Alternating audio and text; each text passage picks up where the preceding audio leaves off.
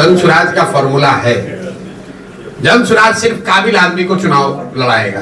हमारे लिए काबिलियत पैमाना है, लेकिन हर समाज में चुनाव तो 243 आदमी लड़ेगा और बिहार में काबिल तो लाखों लोग हैं।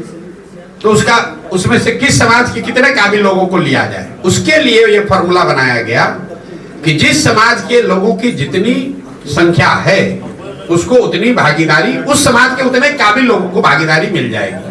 उस हिसाब से मुसलमानों की आबादी अगर 18% है तो करीब करीब 40 सीट पर काबिल मुसलमान आदमी लड़ना चाहिए।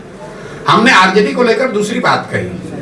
हमने ये कहा कि 30 वर्ष से जिस समाज के वोट से ये अपना लालटेन जला रहे हैं, जिस समाज के ये हिमायती बनने की कोशिश कर रहे हैं, दावा करते हैं, उसके लिए उन्होंने किया कुछ नहीं। लेकिन अब चलो तुमको चुनौती देते हैं, तुम बता दो कि जो 40 सीट दोगे तो हम वहां पर छोड़ देंगे, हम मुस्लिम वहां पर उम्मीदवार नहीं देंगे, वहां हिंदू लड़ा देंगे, कोई बात नहीं, क्योंकि हमारे पास तो हर समाज का काबिल आदमी है। लेकिन इनका दम नहीं है। हमने कहा अगर वो चुनौती स्वीकार कर ले तो पहले देकर दिखाएं। भैया जहां सबसे ज्यादा मुसलमान होता है वहां जाकर खुद चुनाव लड़ते हैं ये लोग।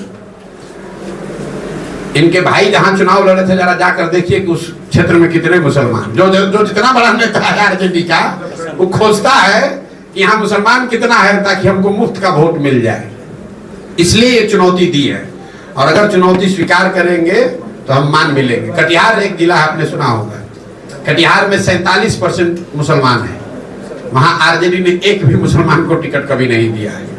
ये तो मुसलमानों को बेवकूफ बनाते हैं। जहां मुसलमानों की आबादी है वहां पर उसको टिकट नहीं देंगे, जहां मुसलमानों की आबादी नहीं होगी वहां टिकट दे देगा, हार जाएगा, और जहां मुसलमानों की आबादी होगी वहां खुद चुनाव लड़ते हैं। आरक्षण को लेकर जैसे लोग जुड़े हैं आरक्षण को लेकर प्रशांत किशोर का क्या सोच है? आरक्षण को लेकर प्रशांत किशोर की सोच ये है कि जो संवैधानिक व्यवस्था आरक्षण को लेकर बाबा साहब अम्बेडकर के संविधान में है वो बनी रहनी चाहिए। कुछ लोगों का ये कहना है कि संविधान में तो इसका प्रोविजन 10-20 साल के लिए किया गया था, इसको इतना लंबा क्यों चलाया जा रहा है? तो संविधान में ये व्यवस्था 10-20 साल के लिए इसलिए की गई थी कि जब 10-20 साल में समाज के वो वर्ग सामान्य वर्गों के बराबर आ जाएंगे, लेकिन वो किसी वजह से नहीं आए। तो आरक्षण की व्यवस्था तब तक चलनी चाहिए जब तक जिन वर्गों को आरक्षण का लाभ मिल रहा है वो सामान्य वर्गों के बराबर आर्थिक, सामाजिक, शैक्षणिक नजरिए से उनके बराबर ना हो जाए। मान लीजिए कि गरीबी हटाओ कार्यक्रम शुरू किया गया 1980 में, तो अगर गरीबी 5 वर्ष में 10 वर्ष में नहीं हटी तो क्या गरीबी हटाने का कार्यक्रम बंद कर दिया जाएगा? आपको रोग है, आपको डॉक्टर ने दवा दी कि आप 2 महीना खाइए ठीक हो जाइएगा, लेकिन अगर 2 महीना में रोग ठीक नहीं होगा तो दवा खाना छोड़ दीजिएगा, तब तो गड़बड़ हो जाएगा ना।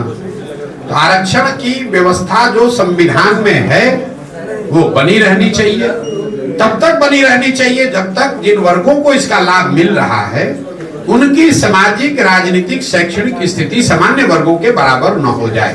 एक आखिरी सवाल